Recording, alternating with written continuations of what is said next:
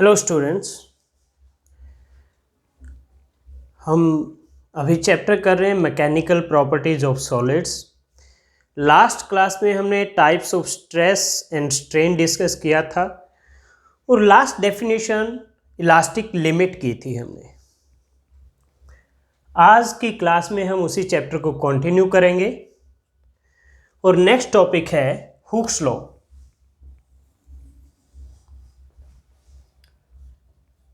Hooke's law. What is Hooke's law? Hooke's law says within elastic limit. Elastic limit क्या होता है, हमने last class में last में उसको डिफाइन किया था। Within elastic limit, stress is directly proportional to strain. Within elastic limit, stress is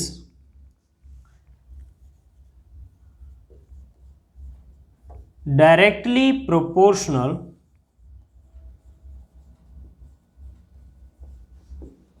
to strain. Stress is directly proportional to strain. तो हम इसको लिखेंगे within elastic limit, stress is proportional to strain. Okay, तो stress is equal to proportionality constant को मैंने k लिख दिया, k into strain. तो यहां पर आपका जो स्ट्रेस बाय स्ट्रेन है वो क्या होगा, कोई कांस्टेंट k होगा, इज इक्वल टू k, और k को कहते हैं प्रोपोर्शनलिटी कांस्टेंट और modulus of elasticity. Okay, k is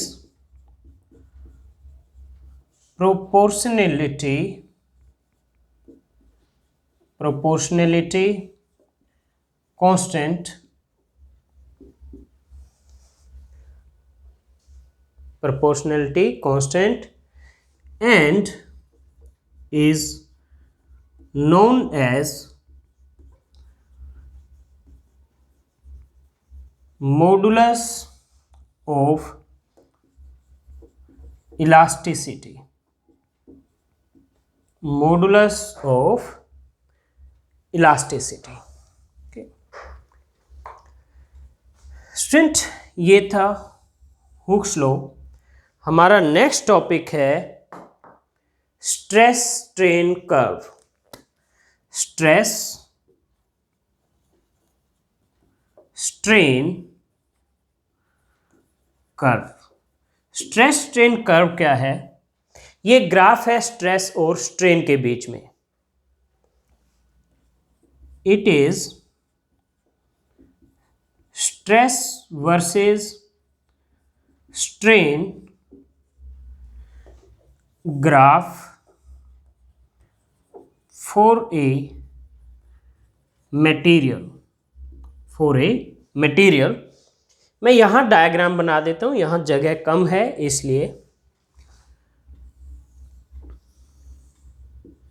इस एक्सिस पे मैं स्ट्रेन ले रहा हूं और इस एक्सिस पे स्ट्रेस। तो जो ग्राफ होगा, ये पॉइंट O है, ये पॉइंट A है। O से A तक स्ट्रेट लाइन होगा, फिर ये पॉइंट B आएगा और फिर B से ये पॉइंट D आएगा जहां पर मैक्सिमम होगा, और उसके बाद यहां एक पॉइंट E आएगा, और B और D के बीच में कहीं भी एक पॉइंट C ले लीजिए। ओके, ये है आपका ग्राफ। अब हम इस ग्राफ को बारी बारी से एक एक पॉइंट के अकॉर्डिंग एक्सप्लेन करेंगे। तो सबसे पहले हम O से A का ग्राफ डिस्कस करेंगे। तो ये ग्राफ डिस्कस करने से पहले मैं आपको बता दूं, जब भी कोई डायरेक्टली प्रोपोर्शनल होता है फर्स्ट पावर के, इधर स्ट्रेस की पावर 1 है, स्ट्रेन की पावर भी 1 है, तो ग्राफ क्या आता है, स्ट्रेट लाइन आता है। मान लीजिए आप कहते हैं y is equal to 2x, तो y is proportional to x, y की power 1 is proportional to x की पावर 1, तो इसमें x वर्सेस y ग्राफ क्या आएगा, एक स्ट्रेट लाइन आएगा। तो O से A तक स्ट्रेट लाइन है, इसका मतलब स्ट्रेस है प्रोपोर्शनल टू स्ट्रेन, और O से A तक इसका मतलब हुक्स लॉ भी ओबे हो रहा है, हुक्स लॉ को ये मटेरियल फॉलो कर रहा है। और पॉइंट A के बाद स्ट्रेट लाइन नहीं है, यानी प्रोपोर्शनल नहीं है स्ट्रेस स्ट्रेन के, तो इसका मतलब A क्या है, वो लिमिट है प्रोपोर्शनैलिटी की, उसके बाद प्रोपोर्शनल नहीं है। ओके, तो हम लिखते हैं पहले from in the graph, from the graph in the region, कौन से रीजन में, in the region between O and A, O से A तक, यहां से यहां तक, between O and A the curve is linear, जो कर्व है यानी ग्राफ है वो क्या है, लीनियर है, स्ट्रेट लाइन है। Okay, the curve is linear and body regains its original dimension when applied force is removed, क्योंकि यहां तक क्या है, इलास्टिक लिमिट है, stress is proportional to strain, stress is proportional to strain, तो अगर आप यहां पर स्ट्रेस जीरो कर दोगे तो स्ट्रेन भी जीरो हो जाएगा। Okay, in the region between O and A curve is linear and the body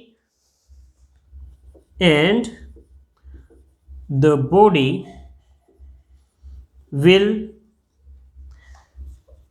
regain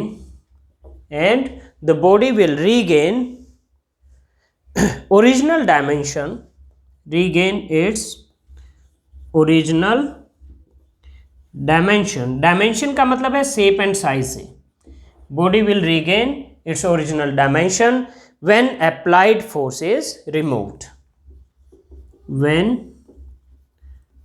applied force is removed। okay?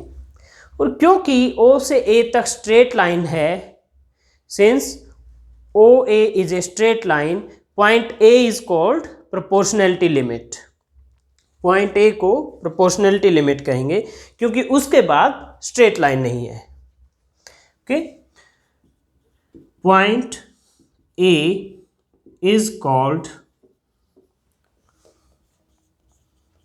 proportionality limit। Okay, और O से A तक हुक्स लॉ भी ओबे हो रहा है, तो इसमें लिखेंगे Hooke's law is obeyed from O to A, तो O से A तक तो हमने एक्सप्लेन कर दिया। अब उसके बाद है A से B के बारे में, तो A से B में क्या होगा कि जब A से ज़्यादा यानी इससे ज़्यादा स्ट्रेस लगाओगे आप, तो भी अगर आप स्ट्रेस को रिमूव कर दोगे तो बॉडी रीगेन करेगी अपनी शेप और साइज को, बट प्रोपोर्शनल नहीं है स्ट्रेस स्ट्रेन के। Okay, in the region between A and B, in the region between A and B, stress is not proportional to strain, stress is not proportional to strain, but the body returns to its original configuration या its original dimension is not proportional to strain, but the body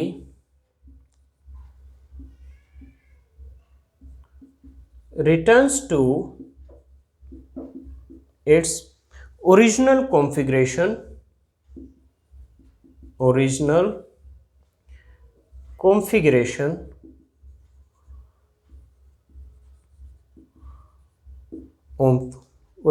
configuration when the stress is removed.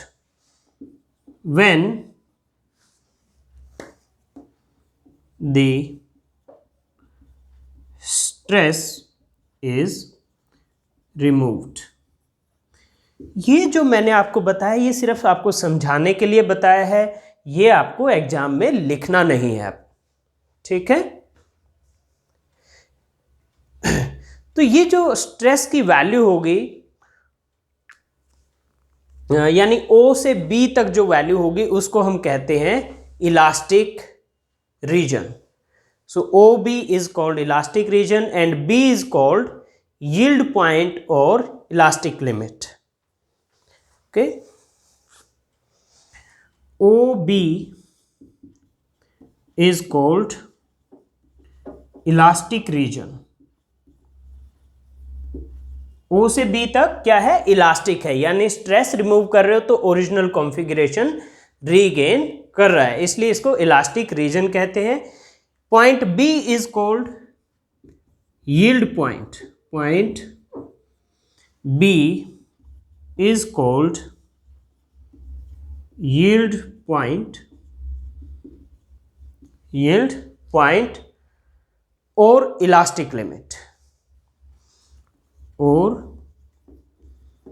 Elastic limit क्योंकि elastic limit क्या है, maximum value of stress जहां तक applied force remove करने के बाद body अपनी शेप एंड साइज रीगेन कर ले, दोबारा से पा ले. ओके. और जो इस इलास्टिक लिमिट के कोरस्पॉन्डिंग स्ट्रेस की वैल्यू होगी उसको कहते हैं yield strength. Corresponding stress value is called yield strength. Corresponding stress value is called yield strength. yield strength को मैं SY से लिख देता हूं, तो B के कोरस्पॉन्डिंग ये जो वैल्यू होगी स्ट्रेस की, ये क्या होगी, yield strength SY. ओके.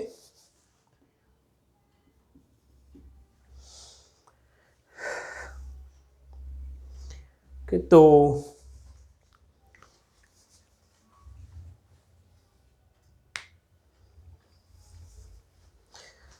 इसको मैं थोड़ा सा इरेज करके साफ से लिख देता हूं यील्ड स्ट्रेंथ को.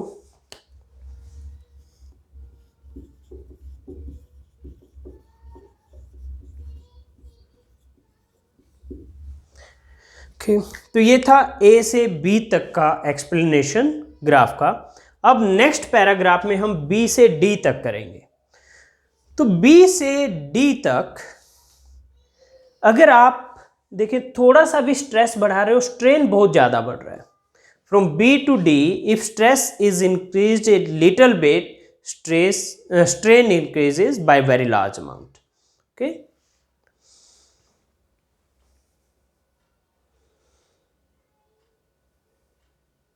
ओके, इसके लिए मुझे इसको इरेज करना पड़ेगा.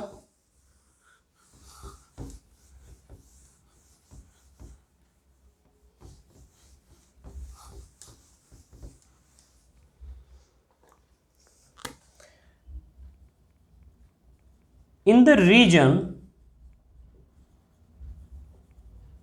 from B to D, there is large increase in strain. There is large increase in strain even for a small increase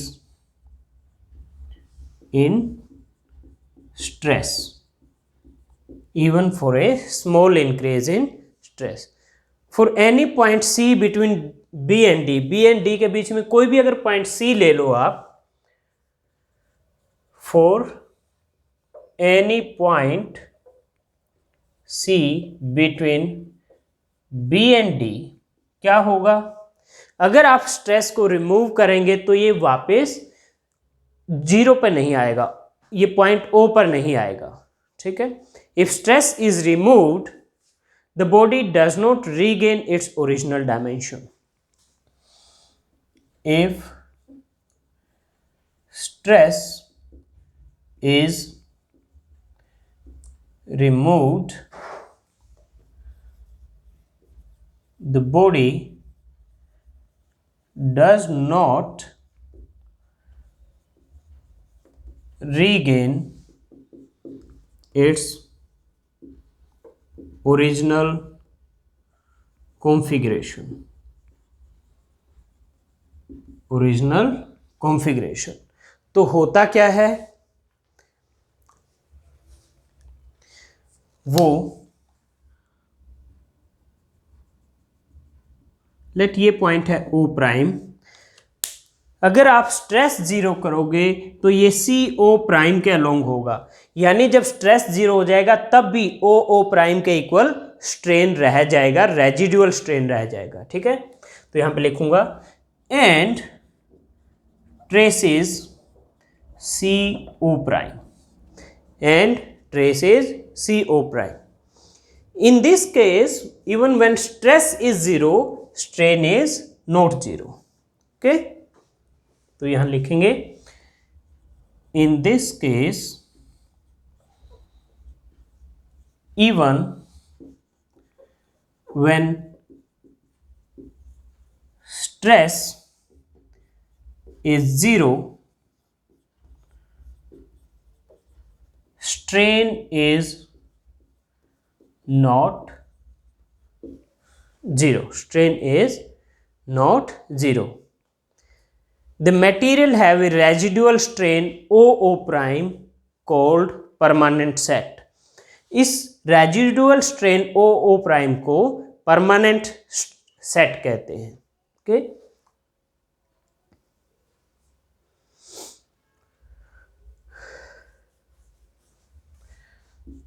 The material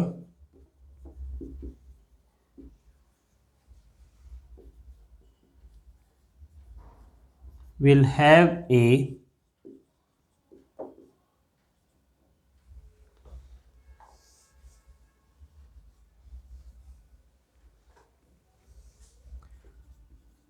residual strain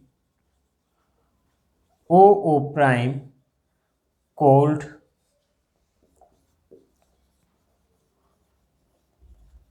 permanent set.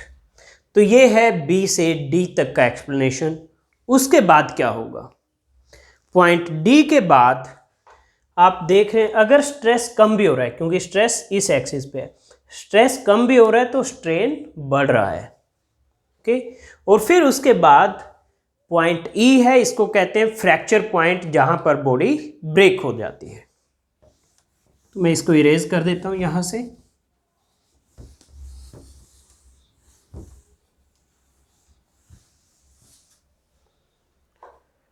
Beyond point D, there is increase in strain even if stress is reduced. Beyond point D, there is increase in strain even if stress is reduced. अगर stress कम भी करें तो भी strain बढ़ जाता है, okay. And A fracture point fracture point occurs at E। तो point E है फ्रैक्चर पॉइंट। अब अगर D और E पास पास हैं तो उसको कहते हैं ब्रिटल मटेरियल, और अगर वो दूर दूर है तो उसको कहते हैं ductile material. If D and E are close then material is brittle. If D and E are close then material is said to be brittle, and if D and E are far apart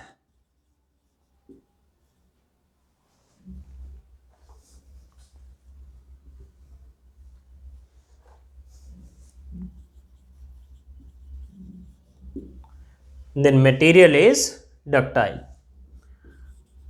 Then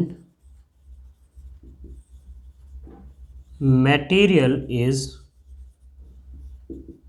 ductile. तो ये है students stress strain graph. ये काफ़ी important है, आपको आना चाहिए, आपसे एग्जाम में पूछा भी जाता है कई बार। ओके, तो नेक्स्ट हमारा टॉपिक है types of modulus of elasticity.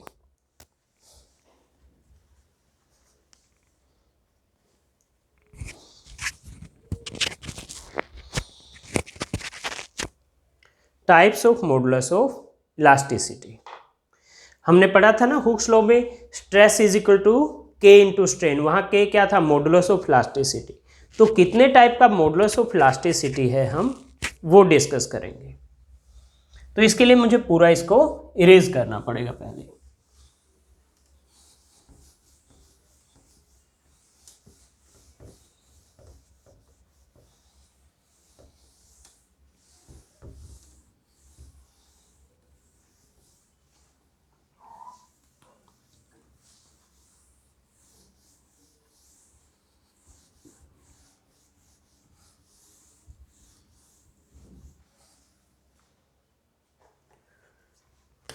तो नेक्स्ट टॉपिक है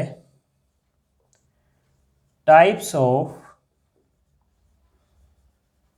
मॉडुलस ऑफ इलास्टिसिटी। ओके,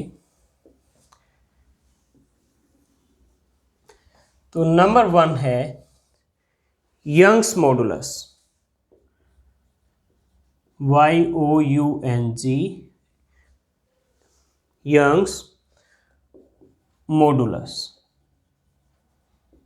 इसको कैपिटल Y से लिखेंगे हम, एंड ये है ratio of longitudinal stress to longitudinal strain. Longitudinal stress मतलब इट कैन बी टेंसाइल और compressive stress. It is defined as ratio of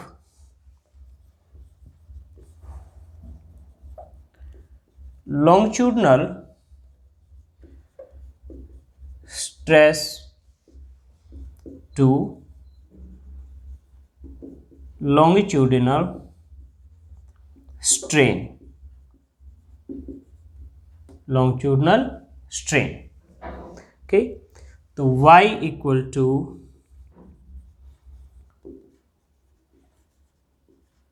longitudinal stress divide by longitudinal strain। Stress force पर unit area, और longitudinal strain क्या था आपका? Delta L by L. तो ये हो जाएगा F L by E delta L. अब डेल्टा एल बाई एल तो क्या होता है? स्ट्रेन, डायमेंशनलेस, यूनिटलेस, और एफ बाई ए की यूनिट क्या है? न्यूटन पर मीटर स्क्वायर। तो वाई की यूनिट भी क्या हो जाएगी? न्यूटन पर metre square. Unit of Y is Newton पर मीटर स्क्वायर। ये एसआई यूनिट होगी। सीजीएस क्या होगी? डाइन पर सेंटीमीटर स्क्वायर। ओके, तो ये तो था डेफिनेशन। अब इसी के साथ determination of Young's modulus of a wire कैसे निकालोगे? अगर एक वायर दी है उसका Young's modulus,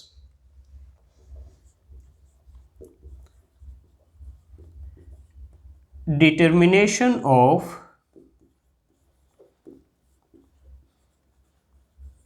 Young's modulus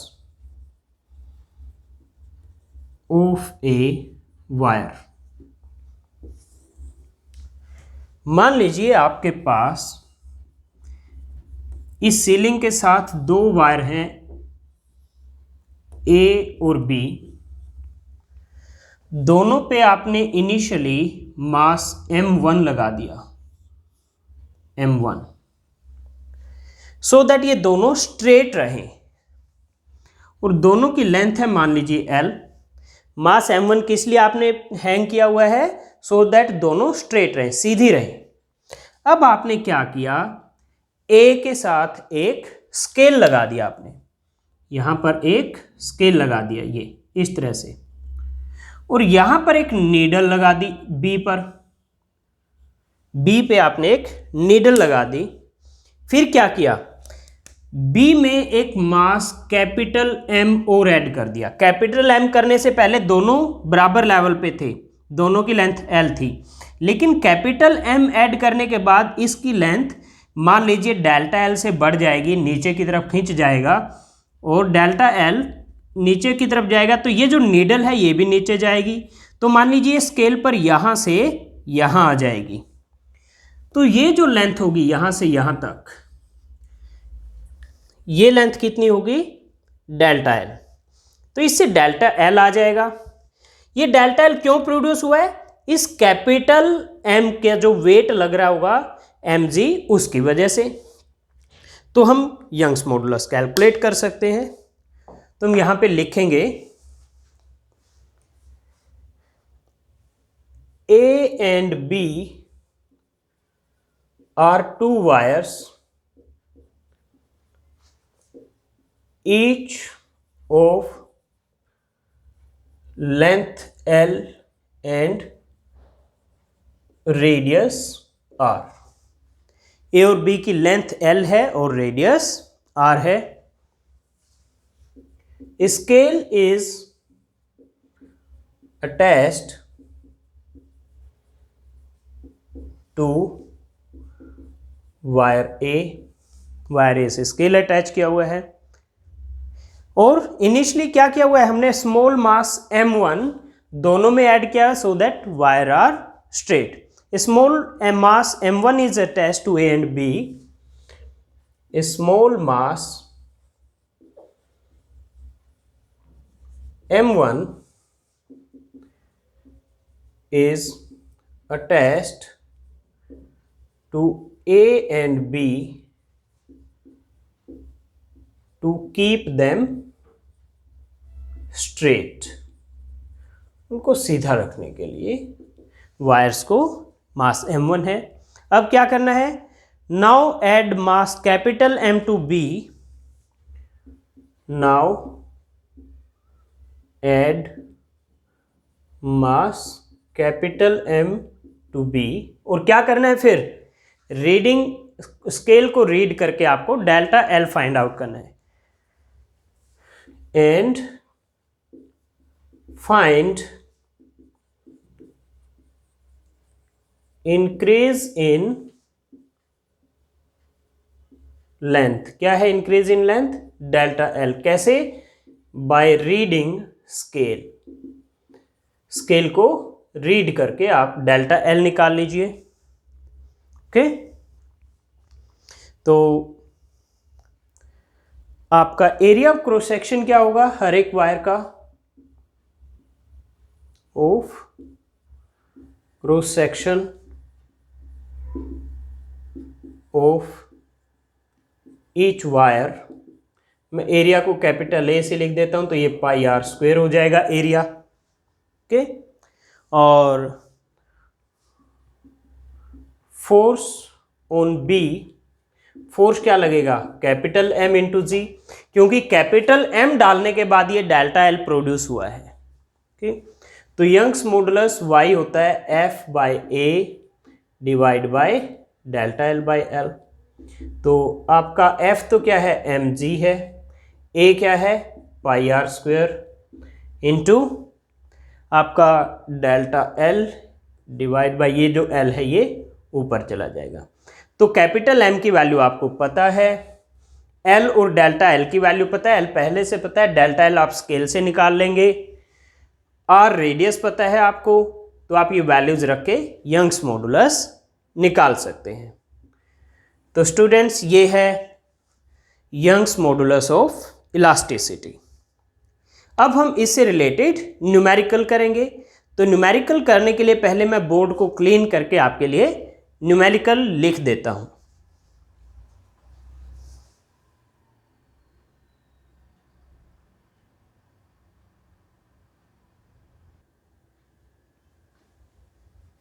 okay students, मैंने आपके लिए न्यूमेरिकल लिख दिया है। A steel rod has radius of 10 millimetre and length 1 meter. A 10 raised to power 5 Newton force F stretches it along its length.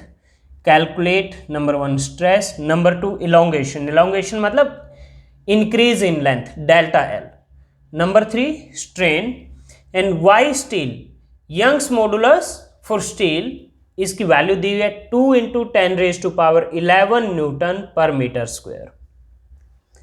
Okay, तो सॉल्यूशन, फोर्स दिया हुआ है 10 raise to power 5 newton, radius दिया हुआ है 10 मिलीमीटर यानी 10 raise to power -2 metre, क्योंकि 1 millimetre होता है 10 raise to power -3 metre. Okay,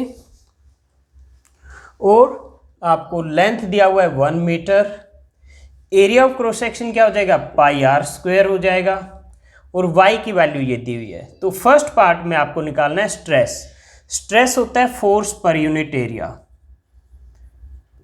तो 10 raise to power 5 divide by area है पाई, पाई की वैल्यू है 22/7 into R square into 10 raise to power -2 का square. Okay, 10 raise to power -2 का square क्या हो जाएगा, 10 रेज टू पावर -4।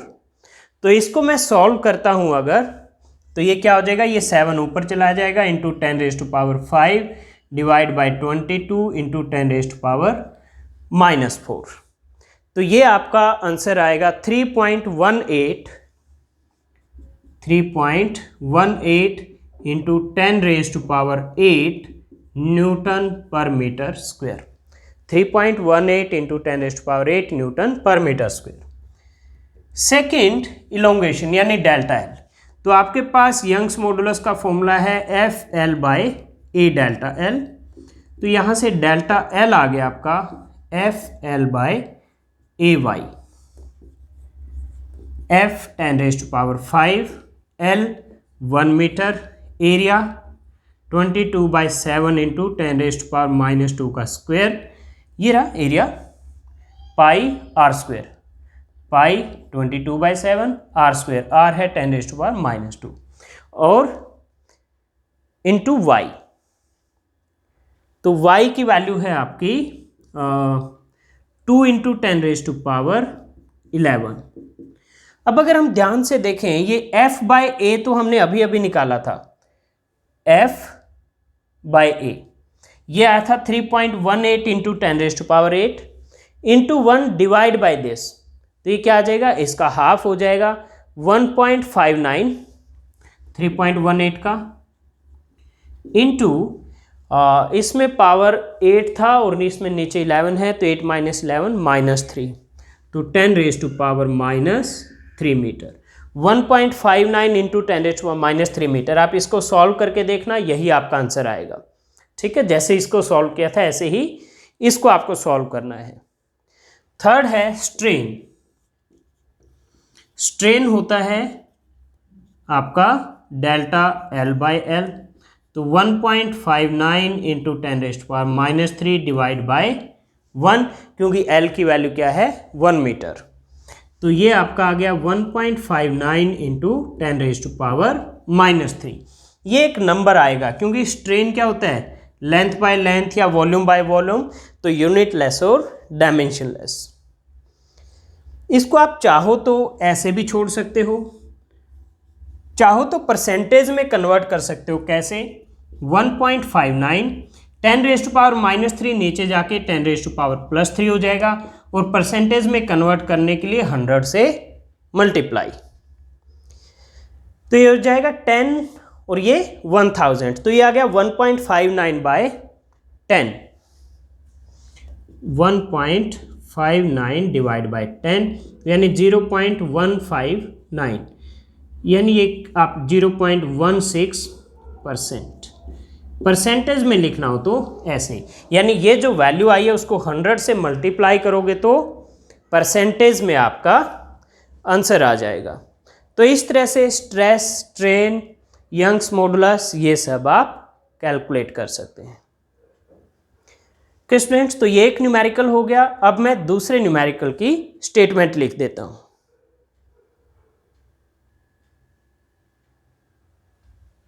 स्टूडेंट्स, तो मैंने आपके लिए नेक्स्ट न्यूमेरिकल लिख दिया है, और इधर हमने जो न्यूमेरिकल किया हुआ था उसको मैंने इरेज कर दिया है, क्योंकि हमें स्पेस की ज़रूरत पड़ेगी इस न्यूमेरिकल को सॉल्व करने के लिए। तो स्टेटमेंट है इस न्यूमेरिकल का, a composite wire of uniform diameter 3 millimetre consisting of a copper wire of length 2.2 metre and a steel wire of length 1.6 meter stretches under a load by 0.7 mm. Calculate load. Young's modulus copper का ये value दी हुई है 1.1 इंटू 10⁻11 newton पर metre square, और Young's modulus steel के लिए S for steel equal to 2 into 10⁻11 newton पर मीटर स्क्वायर। तो क्या दिया हुआ है? कंपोजिट वायर, यानी एक ऐसी वायर जिसमें दो मटेरियल हैं। इसमें यहां तक, यहां से यहां तक क्या है? कॉपर है 2.2 मीटर, और फिर यहां से यहां तक स्टील है 1.6 मीटर, और इस पर फोर्स F लग रहा है, और इस फोर्स की वजह से ये जो टोटल है यहां से यहां तक लेंथ, ये 0.7 मिलीमीटर बढ़ गई। तो ये लोड यानी ये फोर्स बताना है कितना है। ओके, तो रेडियस दोनों की कितनी होगी? 3/2 यानी 1.5 मिलीमीटर, क्योंकि डायमीटर 3 मिलीमीटर है, तो रेडियस क्या होगा? डायमीटर का हाफ। तो 1.5 इंटू 10⁻³ मीटर। अगर दोनों का रेडियस सेम है तो दोनों का एरिया ऑफ क्रॉस सेक्शन भी सेम होगा। एरिया ऑफ क्रॉस सेक्शन को मैं A से लिख देता हूं, तो A will be same for both the wires.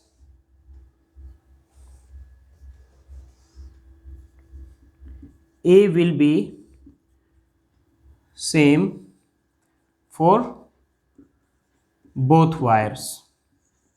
Young's modulus दोनों का ये दिया हुआ है। Length of copper wire 2.2 metre दिया हुआ है कॉपर वायर का, और स्टील वायर का 1.6।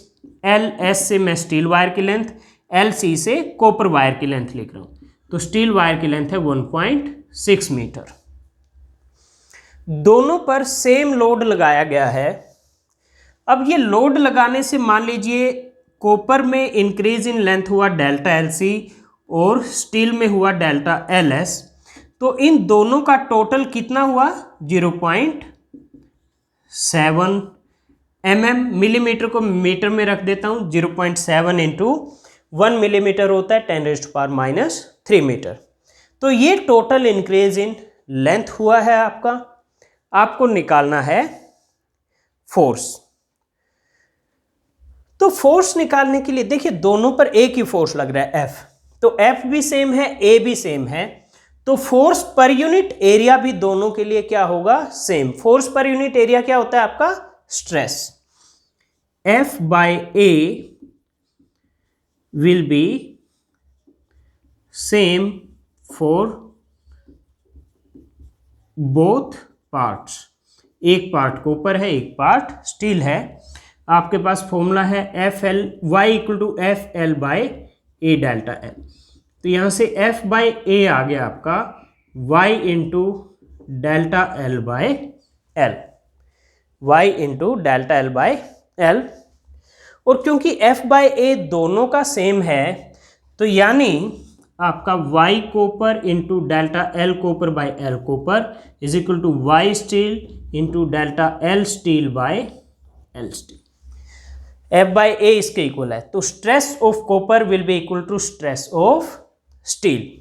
अब मैं ये वैल्यूज रख के डेल्टा एल एस और डेल्टा एल सी में रिलेशन निकाल लेता हूं और वो इस इक्वेशन में रख देता हूं। मैं इसको इक्वेशन नंबर 1 लिख देता हूं, इस इक्वेशन को। तो यहां से आपका delta L C by delta L S ये आ गया Y S by Y C into L C by L S, L C by L S. यहां से ये आपका delta L C by delta L S आ गया। अब मैं ये वैल्यू रख देता हूं Y steel 2 into 10 raise to power 11 और ये है 1.1 into 10 raise to power 11 Y copper. Length of copper part ये दिया हुआ है 2.2 और ये दिया हुआ है स्टील पार्ट 1.6। 1.1 से आप इसको कैंसिल कीजिए 2 आ गया और 2 से इसको कैंसिल कीजिए 0.8 आ गया। तो 2 डिवाइड बाय 0.8 क्या होगा 2.5। 10 रेज टू पावर 11 से 10 रेज टू पावर 11 भी कैंसिल, तो delta L C by delta L S आ गया 2.5, यानी delta L C equal to 2.5 of delta L S. Let ये इक्वेशन 2 है, इसको रख दो 1 में। तो डेल्टा एल सी की जगह रखो 2.5 डेल्टा एल एस, ये डेल्टा एल सी की जगह 2.5 delta L S plus delta L S is equal to 0.7 into 10 raise to power minus 3 metre. तो 2.5 plus 1 3.5 delta L S is 0.7 into 10 raise to power minus 3। तो delta L S हो गया आपका, मैं इसको 0.7 into 10 raise to power minus 3 को लिख देता हूँ 7 into 10 raise to power minus 4 और ये 3.5 जो इधर मल्टीप्लाई में था नीचे चला जाएगा। 3.5 से 7 कैंसिल होके 2 आएगा, तो ये आ गया 2 into 10 raise to power minus 4 metre. ये आपका डेल्टा एल एस आ गया। अब डेल्टा एल सी निकालने के लिए ये है 2.5 इंटू डेल्टा एल एस, तो 2.5 इंटू डेल्टा एल एस की ये वैल्यू रख दो, तो ये हो गया 5 into 10 raise to power minus 4 metre. अब आपको डेल्टा एल निकालना है, तो यहां से निकाल लो, या तो ये एफ बाई ए के इक्वल रख दो या ये एफ बाई ए के इक्वल रख दो, दोनों से सेम आएगा आपका जो एफ की वैल्यू आएगी। ओके, तो आप या तो आप स्टील के लिए कैलकुलेट कर लीजिए या कॉपर के लिए, दोनों में से जो भी आपको ठीक लगे। मान लीजिए हम कॉपर के लिए करते हैं, दोनों से आंसर सेम आएगा। एफ की value F by A equal to Y C delta L C by L C, तो F equal to Y C delta L C by L C into A. तो आपका वाई सी की value है 1.1 into 10 raise to power 11, ये Y C की value. Delta L C, delta L copper 5 into 10 raise to power minus 4 divide by L copper, L copper है 2.2 into area, area क्या है पाई R square, pi 22/7 और are radius ये था 1.5 millimetre, तो ये हो जाएगा 1.5 5 इंटू 10⁻³ का स्क्वायर। अब इसको आप सॉल्व करेंगे और इसको सॉल्व करके आपका आंसर आएगा 176.78। ये आता है 176.78 और इसको आप लिख सकते हो 176.8 न्यूटन। ये वैल्यू आ जाएगी आपकी लोड की यानी फोर्स की। तो स्टूडेंट्स ये थे numerical related to Young's modulus. तो आज की क्लास में इतना ही। नेक्स्ट क्लास में हम नेक्स्ट मॉडुलस ऑफ इलास्टिसिटी के साथ शुरू करेंगे। तो नेक्स्ट क्लास में मिलते हैं।